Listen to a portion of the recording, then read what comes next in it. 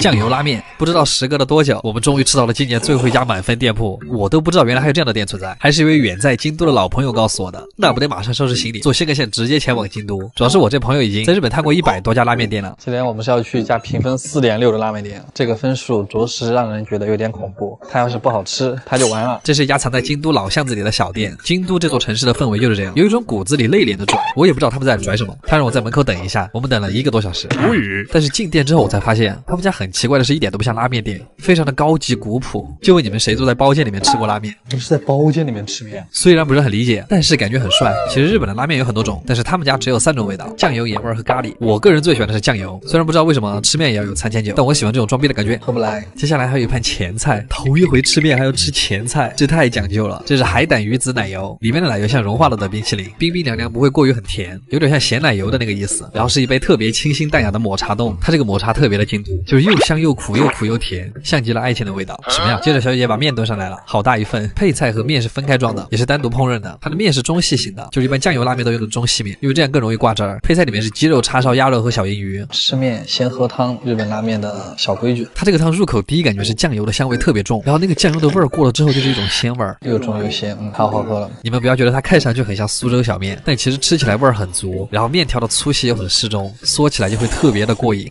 得劲儿了。再来一块鸭肉，它像国内盐水鸭的味道，芝士油饼一定要泡汤吃，油酥酥的味道特别像日本的猪油渣。其实可以把肉放到碗里泡一下。现在吃一口他们家的京葱，葱根特别的甜，这烤个烧鸟该多好。鸡胸肉是低温处理的，在泡了热汤之后会显得更嫩。旁边这个是鸡肉豆腐泥，像乐山豆腐脑上面那个哨子，吃到一半还可以在里面加一点山葵泥，它会让整碗面增加一点木质的香味。再嚼着那个颇有劲道的面，第一次吃拉面吃出了幸福的感觉。叉烧我一般会留到最后，就像草莓蛋糕的草莓，配着面一口吃，我就是碳水之王，特满足，特满足。其实这么好的体验也没吃多少钱，比我们之前吃那个1万1碗的好多了。也特别佩服他们家精心设计过的仪式感，果然只要专心在做好面这一件事上，做出来的面确实很极致。阿基推荐指数10分，卡威尔真好吃。给大家表演一个帅哥啃菠萝啊！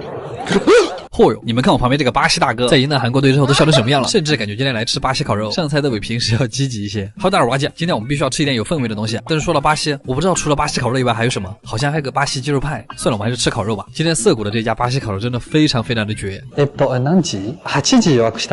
虽然很不愿意，但还是夹了一些活到150。他们家这个自助餐吧，主要是沙拉和甜品。今天可以活到160。其实我到现在也不懂，为什么每次吃饭之前都要经历这个痛苦的环节。我真的很想手动拉一下进度条。今天的第一口给到他们家的烤鸡肉，巴西烤肉的特点一下就出来了，就是火大，它会把鸡肉烤得特别的外酥里嫩，它把它里面的汁水锁得巨好，鸡肉那个滑滑的口感还有点像白切鸡。然后下一个是我一直很期待他们家的蒜香牛排，超厚一块。它这块肉最厉害的就是他们家会把那个蒜香腌得很入味儿，油肉流出来的油都是蒜味儿，特别的香，肉感十足又不会很噎人，蒜你厉害。然后是牛里脊，典型的没什么脂肪，但是由于火候把握的比较好，半生的感觉还是会让人觉得很嫩，好吃，但是没有巴西的感觉。3分熟的里脊，吃起来会有水牛的那种味道。再来一根香肠，它这个香肠密度特别的大，就像我婆婆给我舀的饭，真会压。但是要说香肠还是德国好，下次德国踢赢了再去吃好了。这个也是巴西特色小吃，芝士薯饼，并不会拉丝，浅尝一下就好。下一块是烤牛的三角肉，果然这种孜然味的烤肉还是得用生菜裹着才好吃。然后这个是他们家的人气特色菜，烤菠萝，是不是很难想象它是什么味道？它外面会烤的那种焦香焦香的，然后因为它是烤过的，所以它吃起来完全没有酸味，非常神奇。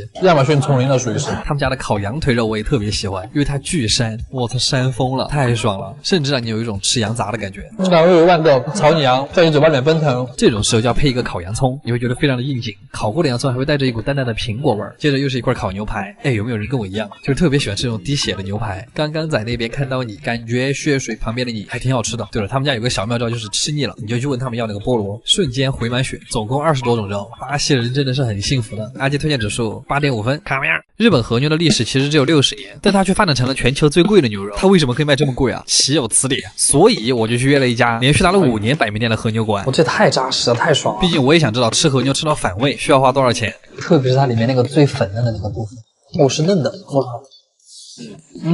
龟苓膏。今天的废话也很多呢，但是蓝青山那家完全预约制的烤肉店，这店也藏得够深，高情商，注重隐私。我老板没钱，好了，不说废话了，看一下它这个人均2万的价格究竟如何。饭前先来2片咀嚼片。第一个菜不出意外是茶碗蒸蛋开场，它这个蒸蛋特别的点是，它是用煎鱼的汤煮的，所以吃起来还会有一种鱼汤的鲜味，里面还加了一点黑胡椒，所以鸡蛋的奶香会更加明显。今天这个沙拉又到了我们的活到150的环节，它上面淋了一点黑松露的油，你们知道它闻起来像什么吗？就是用汽油拌的生菜。然后第3个前菜给我们上了了一个粉条，它吃起来其实很像奶油蘑菇意面。怎么还有前菜？其实在日本所有的生肉吃起来都有一种饺子馅的感觉，他们家的生肉是用酱油调的味，里面混杂了些很有嚼感的菜和海苔，你吃惯了就会觉得很好吃的上腰肉。就这一块的肉质它一般会非常的软嫩，因为它肉瘦纤维短，所以这一块的肉一般是厚切，吃起来会比较滑嫩，但是没有横膈膜肉那么香甜。第二块就是我们的横膈膜肉，你也可以叫它牛五花，这个部位它其实很难烤，因为它很肥，所以很容易烤干，但它吃起来就贼香。我感觉我牙齿都没用力了，甚至你把它吞了，那股牛肉的香味还会挂在你的舌根。完了之后，没有想到我们今天的重头戏之一烧牛冬居然这么早就端上来了。它里面的那个肉真的切的巨厚，但其实一口咬下去，你的齿感会很轻松。它是那种脂肪虽然没有很多，但是很嫩的里脊肉，配上他们家的特制烤肉酱，嚼开之后那股炭火和牛油混合在一起的味道，所以它饭也是配了日本最好的米，一口烤肉一口饭的快乐，可以很轻松就把一盆都炫完。空盘吃了饭之后就给我们上那碗汤，它里面是一片用低温处理的和牛包着一个萝卜，怎么说呢？它非常像怀石料理里面的素汤，不过用的牛腿肉比较肥，所以脂肪里的奶香已经渗到了汤里。汤应该是用蔬菜和贝类一搅的，味道很鲜。汤里面也是那个和牛那个骚骚的味道。然后接下来也是他们家的王牌之一，我就问谁见了这么厚的牛舌不迷惑？除了刚才那碗牛肉饭，我们今天就是冲着这个超厚切牛舌来的。他们的烤法其实很讲究，一开始用小火慢慢烤，然后可以看到牛舌滋滋冒油，最后表面变成非常好看的焦褐色海浪状。烤完之后切好摆盘，这种粉粉的感觉真的就是2个字：脆弹。所以才说它吃起来有点像龟苓膏，它嚼起来的齿感很像没有炖煮过的蹄筋，搭配着一点烧烤味的山椒酱，那种恰到好处的辣味，刚好中和了牛油的腻，剁椒牛肉的感觉。吃完这个确实很腻，所以就给我们上了一个酸辣小番茄。接下来是一小份炸牛排，属实没想到上了一盘炸牛排。炸牛排一般都会用里脊肉，汁水比较少，嚼起来能吃到肉的扎实感，再配着旁边的酸酱，油香也不会腻人，所以它其实很像广东版的糖醋里脊。油香酸甜。接着是酱香牛腿肉，其实我想说这种薄切的非常适合做寿喜烧，服务员一直在讲他们那个酱香如何好，但我就想你给我端个生鸡蛋来，我想吃碳水。不过还好的是下一个菜就是和牛银鱼小饭团，因为米饭里面塞了那种炸过的小银鱼，所以吃起来会有那种脆脆的口感，牛肉的脂肪加上海鲜的香味，得劲儿。这可能是最贵的饭团了。然后最后的甜品是他们家自制的牛奶布丁，超浓的奶香，而且推荐指数8.5分。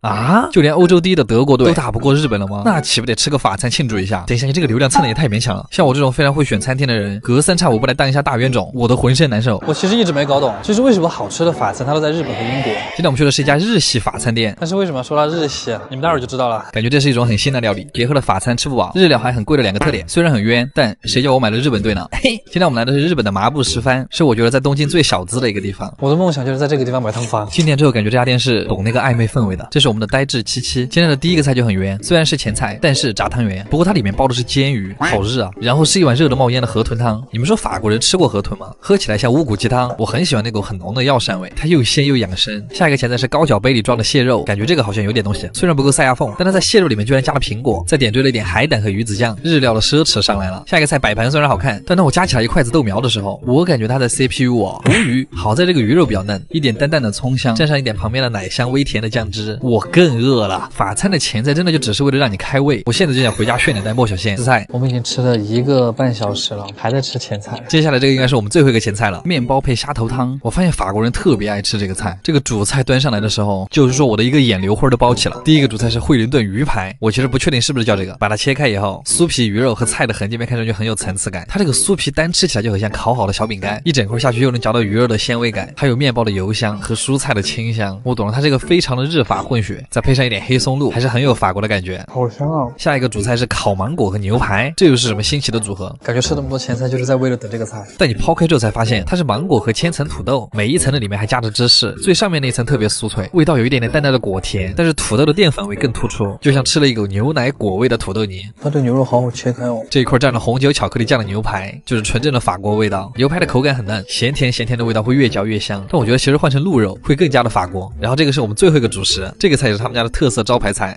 鱼肉饭。盖子打开的一瞬间，不选吃葱的应该会很沉默，因为它用的是鱼腹肉，所以很肥，肥到它那个饭里面都是鱼脂的香味。特别是把米饭拌匀之后，你每一口都能吃到那个长地香里面的鱼肉的香味，好吃啊！这个菜真的是专业风了，特别的日本。吃最后的甜品又像回到了法国，虽然不是很正式，只有1个甜品，但它的颜值和味道都还是很厉害。其实1个甜品做好就够了，3个半小时吃了又像没吃。阿基推荐指数8.5分，足球反着买，别墅靠大海，看不样？